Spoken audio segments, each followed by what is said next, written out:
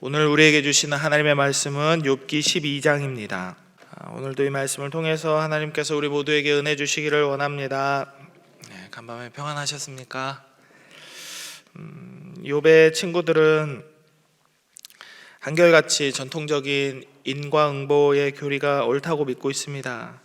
이 교리에 대해서 가장 연장자인 엘리바스는 하나님에게 받은 특별한 계시이다 라고 이렇게 강조하고요, 빌닷은 그것이 뛰어난 선조들의 지혜다, 인과응보는 우리가 생각한 게 아니라 선조부터 내려온 선조들의 지혜다 라고 강조하고, 그리고 소발은 인간이 알지 못하는 지혜의 오묘함이라고 말합니다. 인과응보의 교리에 대해서 셋 다 아주 이렇게 굉장한 교리인 것처럼 말을 하는 것이죠. 그래서 이들은 모두 그 교리에 맞춰서, 그 교리에 비추어서 욥의 상황과 경험을 판단하라고 욥에게 요구하고 있습니다. 너의 고난과 고통과 이 현실은 이런 교리에 비추어서 생각해야 돼. 이 인과응보에 비추어서 본다면 너네 자식들은 다 그 죄 때문에 죽은 거고, 네가 이렇게 쫄딱 망하고 몸도 아픈 건 다 네가 죄가 많아서 그런 거야. 그러니까 불평하지 말고 나라면 하나님 앞에 싹싹 빌 것 같아 라고 욥에게 말을 하고 있는 것이죠. 그러나 4절의 말씀을 보면 이렇게 욥이 대답해요. 하나님께 불러하려 들으심을 입은 내가, 욥이죠, 내가 이웃에게 조롱거리가 되었다. 의롭고 온전한 자, 이걸 아마 개혁 한글판 성경에서는 순전한 자로 표현됐던 것 같은데요, 의롭고 온전한 자, 자기를 말하는 거죠. 의롭고 온전한 자가 뭐가 되었대요? 조롱거리가 되었다라고 대답합니다. 그러니까 자신이 의롭고 순전한 자임에도 불구하고 웃음거리와 조롱거리가 되었으니 너희들의 말은 틀렸다. 의롭고 순전한 자인 내가 웃음거리와 조롱거리가 되었으니까 당연히 인과응보는 맞지 않아 라고 대답을 하는 거죠. 어떻게 보면 굉장히 교만한 말일 수 있지만 자기 믿음에 자신감이 있는 표현이라고 생각할 수도 있겠습니다.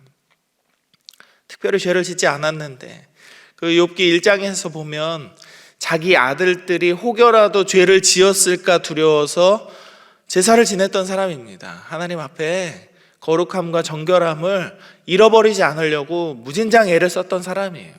그럼에도 불구하고 이런 엄청난 일을 겪고 있으니까 인과응보는 맞지 않아. 내가 어떻게 살았는지 너희도 알고 나도 알고, 그러니까 나같이 온전하려고 노력하는 사람이 이렇게 웃음거리와 조롱거리가 된 걸 보면 인과응보는 맞지 않는 것 같아, 이렇게 대답하는 것이죠. 그리고 이어서 5절에서 자기 친구들을 향해서 이렇게 공격합니다. 평안한 자의 마음은 재앙을 멸시한다. 그러나 재앙이 실족하는 자를 기다리고 있다, 이렇게 얘기합니다. 욥이 보기에 친구들은 자기들이 재앙을 당하지 않았기 때문에, 평안한 상태에 있었기 때문에 모든 재앙을 하나님의 처벌로 이해한다라고 생각하는 것이죠. 재앙을 당하는 사람들의 상황을 이해하거나 위로하려고 하지 않고 멸시하는 자들이 바로 너희들이다, 이렇게 말합니다. 그리고 이어서 6절의 말씀을 볼까요? 강도의 장막이 왜 형통하고 하나님을 진노하게 하는 자는 왜 평안하냐? 그것은 왜 그렇대요? 하나님이 그의 손에 후히 주셨기 때문이다. 하나님이 하셨기 때문이지 너희들이 생각하는 그런 인과응보는 아니다라는 것이죠. 뉴스에서도 보면 착한 사람들, 이렇게 열심히 살아가는 사람들이 정말 뜻하지 않은 사고로 인해서 상해를 당하거나 생명을 잃는 기사들을 볼 때가 있습니다. 그런데 누가 봐도 그렇게 옳지 않아 보이는 삶을 사는데 굉장한 부를 누리거나 혹은 장수하거나 뭔가 인간적으로 잘 되는 모습을, 잘 사는 모습을 이렇게 보여주는 사람들이 있습니다. 욥의 생각에 그것은 모두 하나님께서 그들에게 풍성히 주셨기 때문이다. 인간이 이해할 수도 없고 인간이 인과응보라는 교리로 그렇게 쉽게 판단할 수 없는 말이다 라고 생각하는 거죠. 소발은 인간이 하나님의 지혜에 접근할 수 없다고 말했습니다. 오묘한 하나님의 지혜다. 그러나 욥은 공중의 새, 땅, 바다의 물고기조차 너에게 설명할 수 있을 것이다 라고 분명히 말하는 것이죠. 하나님의 피조물들이 알고 있는 지혜는 9절을 한번 보시겠습니다. 9절 같이 한번 읽어볼까요? 시작. 이것들 중에 어느 것이 여호와의 손이 행하신 줄을 알지 못하랴. 그렇습니다. 하나님의 손이 이 모든 것을 행하셨다라는 것을 온 창조물들이, 지구에 있는 모든 창조물들이, 해, 달, 별도 다 알고 있다, 이렇게 말하는 것입니다. 하나님의 주권을 모든 창조물들은 당연히 알고 있다는 것입니다. 욥이 말하고자 하는 바는 두 가지예요. 하나님이 세상을 만드신 창조주임을 인정하라는 것과, 그리고 하나님이 창조주이심을 인정한다는 사실이 꼭 인과응보의 교리를 절대적으로 믿어야만 하는 것은 아니라는 것, 이 두 가지를 말하고 있습니다. 사무엘상 2장 3절의 말씀을 읽어드립니다. 심히 교만한 말을 다시 하지 말 것이며 오만한 말을 너희의 입에서 내지 말지어다. 여호와는 지식의 하나님이시라. 행동을 달아보시느니라. 아멘. 하나님께서는 우리의 말과 행동을 달아보십니다. 저울처럼 하나님께서는 우리의 말과 행동에 합당하게 우리에게 은혜를 주시기도 하고 징계를 주시기도 한다, 이렇게 말씀을 하는 것이죠. 그러나 그것이 모든 일에 인과응보적이라는 말은 절대로 아닙니다. 하나님은 우리를 참아주시고 기다려주시는 우리의 아버지가 되시기 때문입니다. 베드로후서 3장 9절의 말씀입니다. 주의 약속은 어떤 이들이 더디다고 생각하는 것 같이 더딘 것이 아니라 오직 주께서는 너희를 대하여 오래 참으사 아무도 멸망하지 않고 다 회개하기에 이르기를 원하시느니라. 하나님께서는 우리를 참아주신다. 하나님께서 심판의 날이 이렇게 짜잔하고 빨리 우리의 죄 때문에 심판이 빨리 이루어지도록 하지 않는 것은 다 우리가 회개하기를 기다리고 계시기 때문이다 라고 말씀하는 겁니다. 하나님의 약속은 더디 오는 것이 아니라 하나님께서 우리를 기다려주시고 참아주시기 때문에 우리에게 천천히 오는 것일 뿐입니다. 우리의 현실과 신앙을 쉽게 판단해서는 안 되는 이유가 바로 여기에 있다고 저는 생각합니다. 때로는 낙관적으로 인생은 너무 좋은 것이야, 하나님께서는 무조건 내 편이야 라고 극단적으로 긍정적으로만 판단할 것도 아니고, 때로는 너무 비관적으로, 아주 극단적인 비관으로 인생을 판단해서도 안 됩니다. 우리가 우리의 현실과 상황을 이렇게 너무 쉽게 판단해 버릴 때 우리는 자칫 하나님을 자판기로 오해할 수 있겠습니다. 500원 넣으면 500원어치만큼의 내가 원한 물건이 나오는 것이 자판기입니다. 1000원을 넣으면 1000원어치만큼의 물건이 나오는 것이 자판기입니다. 내가 원하는 만큼 500원, 1000원을 넣었는데 나온다면 나는 잘 살고 있는 것이고, 안 나온다면 내가 틀린 게 아니라 기계가 틀린 것이니 하나님이 잘못됐다라고 얼마든지 비난할 수 있기 때문이죠. 하나님은 절대로 자판기가 아닙니다. 잘하면 상 주고 못하면 벌 주는 그런 인격이 없는 기계가 아니라는 말씀입니다. 하나님은 우리의 아버지 되시고 우리가 인격을 갖고 있는 것처럼 하나님도 위격을 갖고 계십니다. 모든 지혜의 주인이신 분이십니다. 그분은 오늘도 부드러운 성품으로 우리를 품에 안아주시고 우리 인생의 가장 좋은 길로 우리를 인도하고 계심을 믿으시기 바랍니다. 욥의 신앙이 위대한 것은 가장 절망스러운 상황 속에서도 이 사실을 잊지 않고 있다라는 것입니다. 우리가 신앙생활을 한다는 말은 우리가 신앙적으로 모든 것을 완벽하게 한다는 말이 절대로 아닙니다. 신앙은 우리의 방향성이자 삶의 태도이지 기계처럼 정확하고 고정된 형태가 아닙니다. 만약 하나님께서 우리에게 완벽함을 요구하신다면 우리는 모두 이 자리에 있을 수 없을 것 같습니다. 죽거나 욥처럼 고난을 당하거나 둘 중에 하나겠죠. 하나님께서는 우리에게 믿음을 주셔서 신앙을 갖게 하시고 이 신앙의 길을 따라 하나님과 동행하는 삶을 살게 하셨습니다. 이 삶에 때로는 어려움이 있을 수 있습니다. 내가 잘못하지 않았어도 뜻하지 않게 나에게 병이 찾아올 수도 있고, 나는 열심히 하나님을 믿고 섬기고 이 교회와 하나님을 위해서 충성하고 봉사하고 있음에도 불구하고 우리의 자녀들에게 문제가 일어날 수 있습니다. 우리의 잘못된 판단과 욕심으로 죄를 짓거나 절망스러운 순간에 빠질 수도 있죠. 그때 중요한 것은 실수를 안 하는 것이 아니라, 우리의 신앙적으로 죄를 안 짓는 것이 아니라 이런 상황 속에서도 하나님을 기억하는 것입니다. 마치 탕자가 아버지의 집을 기억했듯이 우리가 하나님을 기억하고 다시금 하나님의 자녀로 살아가기를 소망하는 삶을 살아간다면 하나님께서 우리를 거절하실 리 없음을 믿으시기 바랍니다.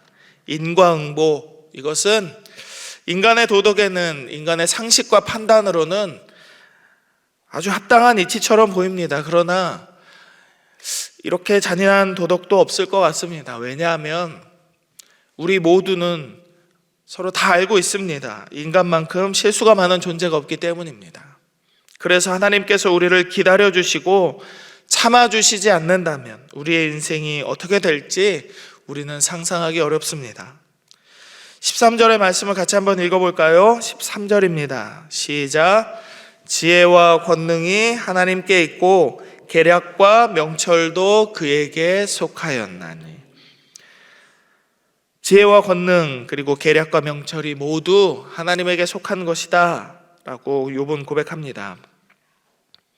하나님은 우리의 모든 것을 다 알고 계십니다. 우리의 죄도 알고 계시고 우리가 하나님을 신실하게 믿고 있는 그 믿음도 다 알고 계십니다.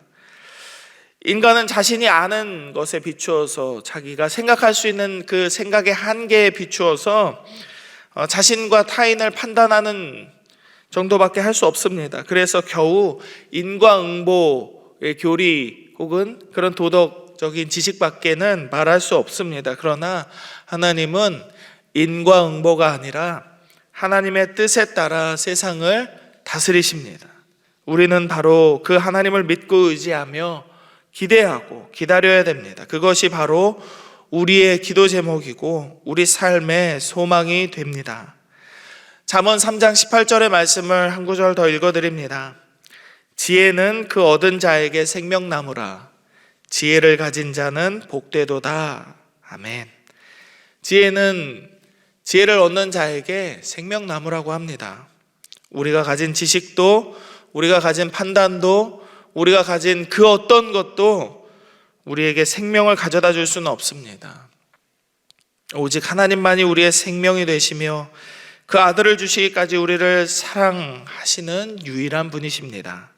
오직 그 생명의 근원 대신 하나님을 붙잡고 살아가시는 우리 모두가 되기를 원합니다. 하나님이 계신 것과 그분을 찾는 자들에게 상 주시는 이심을 믿고 살아가십시다. 인생의 고난이 찾아와서 때로는 소발과 같은 자들의 혼란스러운 말들 때문에 어려움을 겪더라도 지치지 마시고 힘을 내십시오. 오늘을 살아가는 우리의 삶에 힘들고 어려운 순간이 올지라도 실수하고 넘어져서 좌절과 절망과 수치심이 욥의 경우처럼 우리의 마음을 어렵게 하더라도 끝까지 하나님을 의지하고 신뢰하는 저와 여러분 되기를 원합니다. 생명을 주시는 하나님의 은혜가 그리고 하나님의 지혜가 우리 모두에게 가득 부어지기를 주님의 이름으로 축복합니다. 아멘. 기도하겠습니다. 세 가지의 기도 제목을 놓고 같이 기도하겠습니다. 먼저는 모든 지혜의 근본 대신 하나님을 붙들고 사람의 기준이 아닌 하나님의 기준과 뜻으로 살아가는 우리 모두가 되게 하여 주옵소서 기도하십시다. 그리고 두 번째는 이제 수능이 얼마 남지 않은 상황에서 우리 아이들의 마음에 평안이 있게 하시고 취업과 수시를 기다리고 있는 아이들에게도 형통함의 길이 열릴 수 있도록 기도해 주시면 감사하겠습니다. 그리고 세 번째로는 1, 2로 투게더를 준비하는 모든 과정 가운데에서 준비하는 자들뿐만 아니라 모든 우리 성도들이 하나님의 은혜를 경험하게 하시고 특별히 이번 주 금요일에 있는 정책당회가 하나님 은혜 안에서 잘 마무리될 수 있도록 세 가지를 놓고 함께 기도하며 나아갑니다. 하나님 감사합니다. 오늘도 하나님 말씀 앞에서 이 하루를 시작하게 하시고 기도하게 하시고 하나님을 기다릴 수 있도록 우리에게 믿음을 주시니 감사를 드립니다. 하나님, 우리가 우리의 생각과 우리의 판단으로 하나님을 기억하지 않게 하시고 오직 하나님의 말씀과 하나님의 뜻으로 하나님이 어떤 분이신지 우리가 기대하고 소망할 수 있게 하여 주옵소서. 그래서 우리의 삶이 사람의 기준이 아닌 하나님의 기준으로 살아가는 삶 되기를 원합니다. 우리가 어떠한 상황과 환경 가운데에서도 사람의 생각으로 우리의 삶을 판단하지 아니하고 하나님의 뜻과 하나님의 은혜와 하나님의 자비와 하나님의 긍휼을 기다리는 믿음으로 우리가 살아가게 하여 주옵소서. 하나님, 수능이 얼마 남지 않았습니다. 아이들의 마음에 평안이 있게 하여 주옵소서. 취업과 수시를 기다리고 있는 모든 아이들에게도 하나님 그 길이 열릴 수 있도록 하나님께서 저들에게 은혜를 베풀어 주시옵소서. 그 가정 가운데 평안을 허락하여 주시옵소서. 1, 2로 투게더를 준비하고 있는 모든 과정 가운데에서 준비하는 몇 소수의 사람뿐만 아니라 모든 성도들이 이 과정 안에서 하나님의 은혜를 경험할 수 있기를 원합니다. 하나님께서 우리 모두를 하나로 만드시고 우리에게 즐거움과 기쁨을 허락하시는 하나님의 은혜가 우리를 향하고 있음을 모든 이들이 경험할 수 있게 하여 주옵소서. 이번 주 금요일에 있는 정책당회 하나님 은혜 안에서 잘 마무리되기를 원합니다. 모든 당회원들이 사랑으로 하나님께서 주시는 지혜로 잘 해야 할 것을 하게 하시고 준비할 것을 준비하게 하시고 계획할 것을 계획할 수 있도록 하나님 역사하여 주옵소서. 교회를 위하여서 하나님께서 정하신 뜻과 하나님의 은혜를 우리가 온전히 겸손함으로 순종하며 나아갈 수 있도록 우리 모두 함께하여 주옵소서. 오늘을 살아가는 우리 광양제일의 모든 성도들의 기도도 하나님 응답하여 주옵소서. 하나님 감사합니다. 우리에게도 때로는 욥과 같이 삶의 어려운 순간이 찾아올 수도 있고 우리의 짧은 생각과 판단으로 하나님께서 하시는 일에 대하여서 깊은 오해를 할 때도 있습니다. 그러나 하나님, 우리 모두는 사람의 기준과 생각과 판단이 아닌 하나님의 뜻과 하나님의 기준으로 살아갈 수 있게 하여 주옵소서.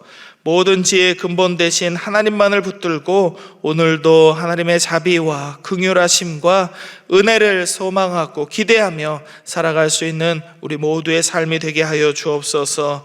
그래서 우리뿐만 아니라 사랑하는 우리의 자녀들, 자손들에게도 하나님의 은혜가 미치기를 원합니다. 이 은혜를 통하여서 저들도 저들의 삶 속에서 하나님을 경험할 수 있기를 원합니다. 주여 역사하여 주시고 우리 가정 가운데 함께하여 주시옵소서. 하나님, 수능이 얼마 남지 않았습니다.